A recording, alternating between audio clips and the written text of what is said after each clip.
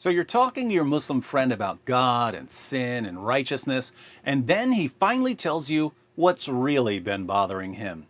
Why do Christians eat pork?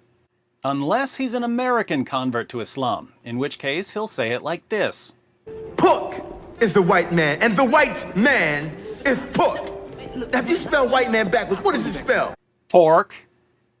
Now, when this topic comes up, you'll have an urge to start explaining the differences between the Old Covenant and the New Covenant, and to show your Muslim friend certain passages about dietary restrictions to help him understand what the Bible is saying to various groups.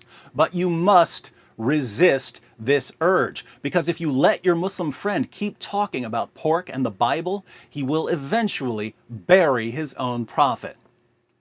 Let's see how this is done. With us, as always, is everyone's favorite fake debater, Dr. Zakir Naik. Dr. Naik, could you show us how to bury your own prophet? I mean, could you tell us why we shouldn't eat pork? Bible says in the book of Leviticus, chapter number 11, verse number 7 and 8, that thou shalt not eat the flesh of swine, nor touch its carcass.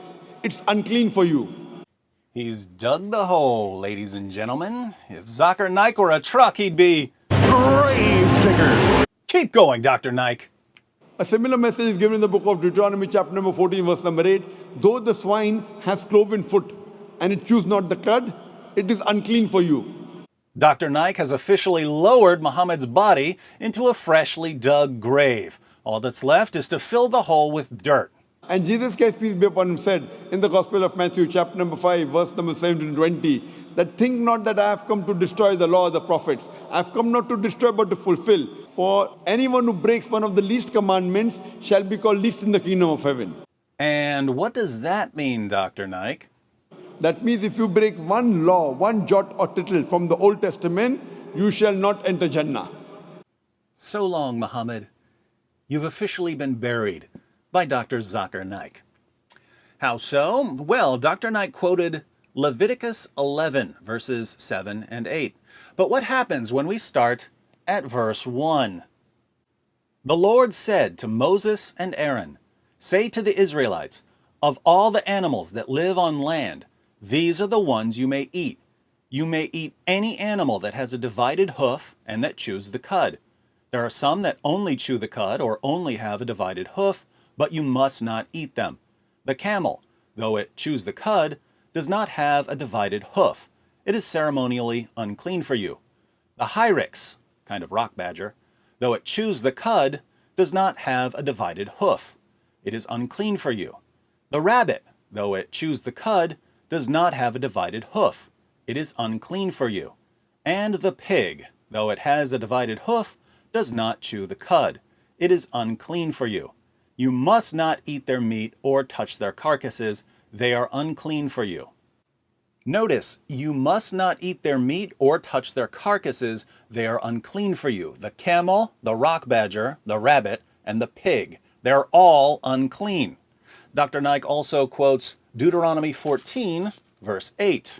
But when we start at verse 6, we read, you may eat any animal that has a divided hoof and that chews the cud. However, of those that chew the cud or that have a divided hoof, you may not eat the camel, the rabbit, or the hyrax. Although they chew the cud, they do not have a divided hoof. They are ceremonially unclean for you. The pig is also unclean. Although it has a divided hoof, it does not chew the cud. You are not to eat their meat or touch their carcasses.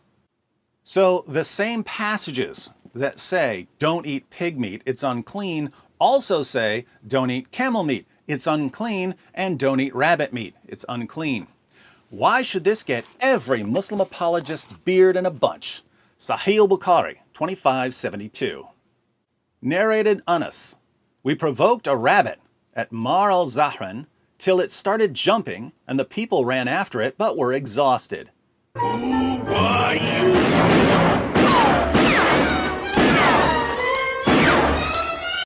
I overpowered and caught it, and gave it to Abu Talha, who slaughtered it and sent its hip or 2 thighs to Allah's messenger.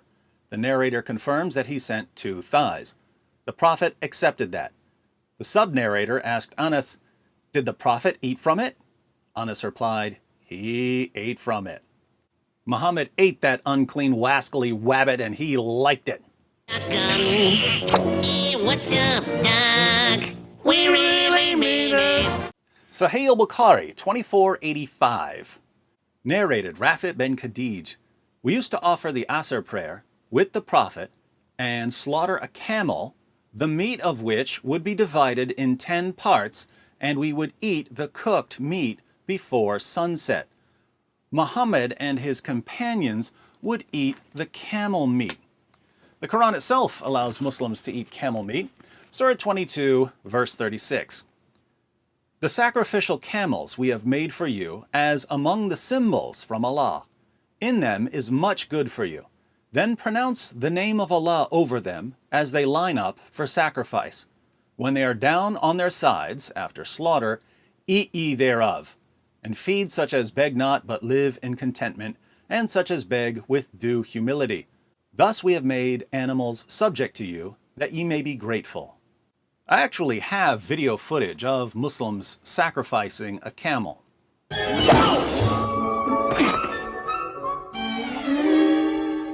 Even more interesting, Allah specifically commands Muslims not to follow Jewish dietary restrictions.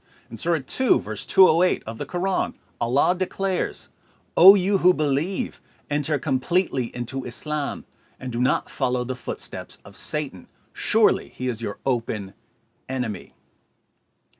We know the historical context of this verse. You can read it in the Tafsir of Ibn Abbas, Tafsir Jalalain, Ibn Kathir, Qurtubi, and so on.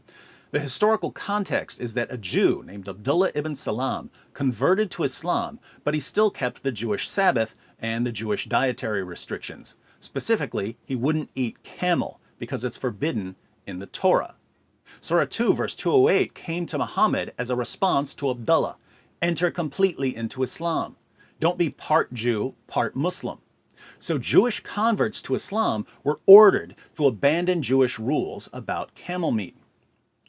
Putting all of this together, we've seen that the same passages quoted by Zakir Naik to show that pork is forbidden also say that rabbit meat and camel meat are forbidden. Do you think that Dr. Naik knew that? Of course he did. He just doesn't like telling his listeners the truth. We've also seen that Muhammad and his followers ate rabbit meat and camel meat in clear violation of the Torah.